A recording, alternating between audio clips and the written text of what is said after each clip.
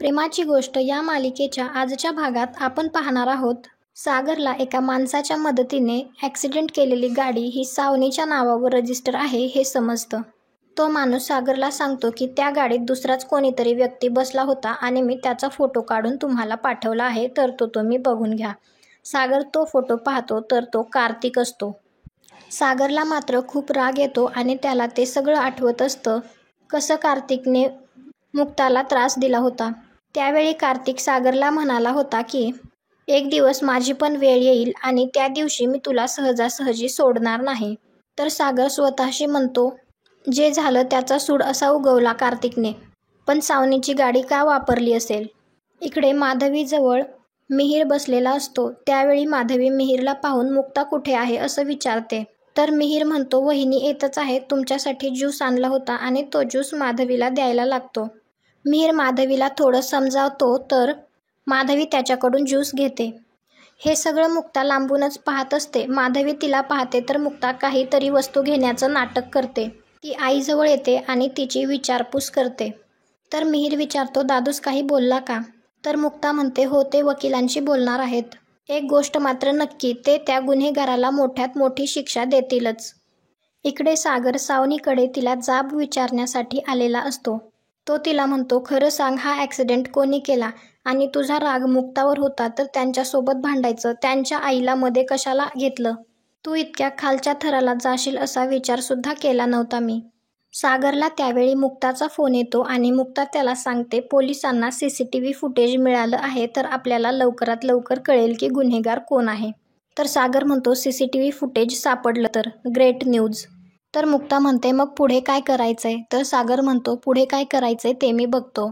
ज्यांनी कोणी आईंची ही अवस्था केली आहे ना, त्यांना कठोर शिक्षा होईल यासाठी मी प्रयत्न करतो. अजून एक गोष्ट मुक्ता, आय थिंक ॲक्सिडेंट कार्तिकने केलाय.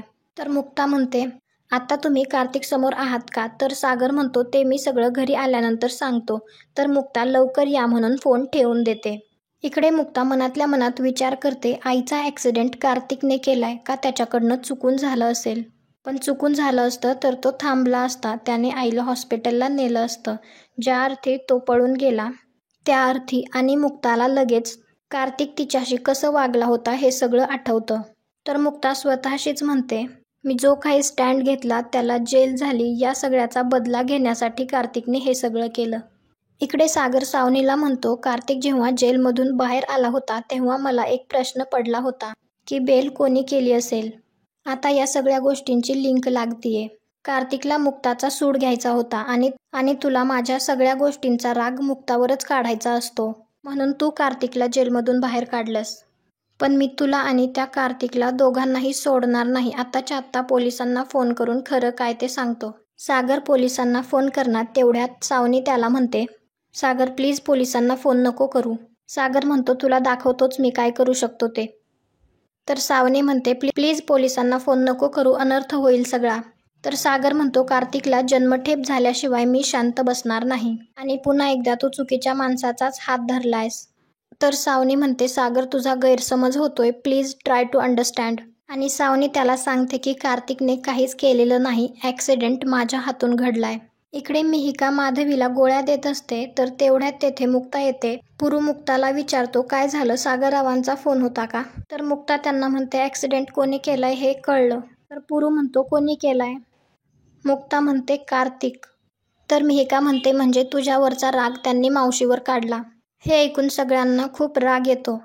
तर मुक्ता म्हणते, एकदा आपल्याला पुरावे सापडले की आपण त्याला मोठ्यात मोठी शिक्षा देऊ. इकडे सागर सावनीला म्हणतो, मग तुला तर मोठ्यात मोठी शिक्षा झाली पाहिजे. तर सावनी म्हणते, माझं एकदा पूर्ण ऐकून तरी घे. तर सागर म्हणतो, मी नाही ऐकून घेणार. तर सागर म्हणतो, तुझ्यामुळे त्यांच्यावर काय परिस्थिती ओढवली आहे हे तुला कळतंय का? मुक्ताचा जीव तिच्या आईत आहे, घराचा आधार आहेत त्या. मी पोलिसांना फोन करतो. तेव्हा आदित्य तेथे येतो आणि तो म्हणतो, पप्पा प्लीज आईला पोलिसांमध्ये देऊ नका ना, मी तुमच्या पाया पडतो. मी तुम्ही सांगाल ते करतो, पण प्लीज मम्माला पोलिसांकडे देऊ नका. तर सावनीसुद्धा सागरला हात जोडत प्लीज असं म्हणते. इकडे मिहिका आणि मुक्ता माधवीची काळजी करत असतात. तेव्हा मिहिका मुक्ताला म्हणते, कुणाची वाट बघते आहेस का? तर मुक्ता म्हणते हो सागरची, जेव्हापासून त्यांनी सांगितलंय की कार्तिकने हे सगळं केलंय तेव्हापासून माझं चित्त थाऱ्यावर नाहीये. ही गोष्ट जेव्हा सागर जाऊन मम्मीला आणि स्वातीताईला सांगतील ना तेव्हा घरात गोंधळ होणार आहे. सगळं असं कॉम्प्लिकेटेड का आहे मला तर काही कळतच नाहीये. तर मिहिका म्हणते ताई तुला काय वाटतं, सागर जिजू परत त्या कार्तिकला जेलमध्ये टाकतील का? आपण कितीही नाकारलं तरीही तो त्या स्वातीताईंचाच नवरा आहे ना. इकडे सावनी सागरला म्हणते तू जर मला पोलिसात दिलंस तर आदित्यचं काय होईल? तर आदित्य म्हणतो पप्पा प्लीज मम्माला पोलिसात देऊ नका ना. तुम्ही माझे पप्पा आहेत पण तुम्ही माझ्यासोबत राहत नाही आणि मम्माला जर पोलीस घेऊन गेले तर मी कोणासोबत राहू, कसा राहू? तर सागर म्हणतो आय एम सॉरी आदी, पण ज्याने चूक केली आहे त्याला शिक्षा मिळालीच पाहिजे. मी पोलिसांना फोन करणार. इकडे मुक्ता मात्र काळजी करतच बसलेली असते. तेव्हा ती काळजी करतानाच सागरला फोन करते तर सागरचा फोन स्विच्ड ऑफ येतो. त्यामुळे ती सागरची सुद्धा काळजी करायला लागते. डोअरबेल वाजते तर मुक्ताला वाटतं सागर आले असतील पण मिहीर आलेला असतो. तर मुक्ता म्हणते स्वामी फक्त यांनी रागाच्या भरात काहीही उलटं सुलटं करायला नको. तर मिहीर विचारतो नक्की काय झालंय? तर मिहिका म्हणते मावशीचा ॲक्सिडेंट कार्तिकने केलाय. मुक्ता मम्मी आणि स्वातीताईकडे येते.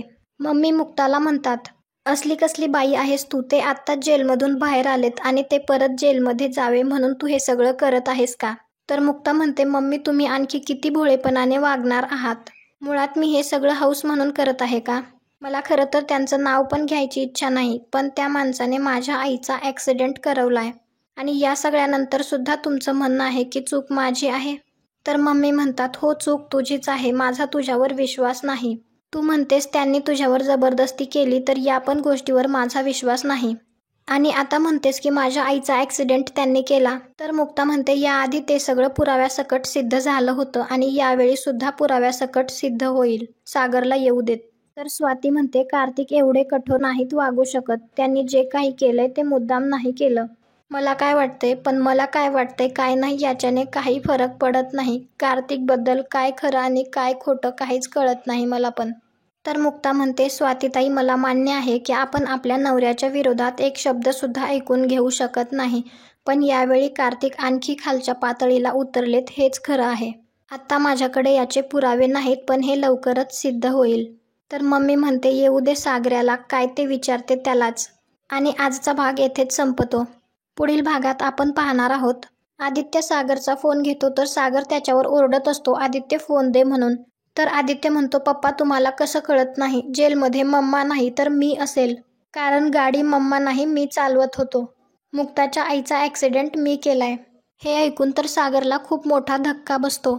इकडे त्यानंतर मुक्ता सागरला सांगते की मी तुम्हाला सकाळी म्हणाले होते ना CCTV फुटेज मिळालेत, ते आपल्याला उद्या सकाळपर्यंत भेटतील आणि त्यानंतर त्या गुन्हेगाराचा चेहरा आपल्या समोर येईल. तुम्हाला काय वाटतं आदित्य जेलमध्ये जाईल का हे कमेंट करून नक्की सांगा. आणि पुढे काय होईल हे पाहण्यासाठी आपल्या चॅनलला सबस्क्राईब करा. भेटू उद्याच्या भागात.